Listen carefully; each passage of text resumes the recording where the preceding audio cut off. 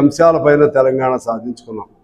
కానీ ఈ 10 ఏళ్ల కాలంలో ఆనాడు తెలంగాణ కోసం ఏ ఉద్యమాన్ని మనం స్వీకరించామో, ఏ ధిక్కార స్వరాన్ని వినిపించామో, ఈ 10 ఏళ్ల కాలంలో మాట్లాడే పరిస్థితి లేకుండా అయిపోయింది. మోగబోయింది తెలంగాణ. మన గొంతులు తీసేశారు.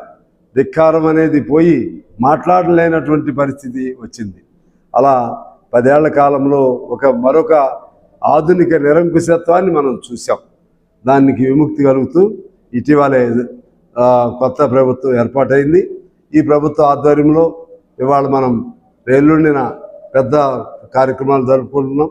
అందులో అందశ్రీ గారి జై జై తెలంగాణ లాంటి ప్రజా కవులు రాసించిన పాటలు ఇవన్నీ ఏర్పాటు చేసుకోవటం ప్రభుత్వం మేము కూడా సహకరిస్తున్నాం. అదేవిధంగా షెహనానికి సంబంధించి కూడా ప్రచారం చేస్తున్నట్టు కాకుండా మళ్ళీ అందరి పార్టీలతో మాట్లాడి అసెంబ్లీలో కూడా చర్చ పెట్టి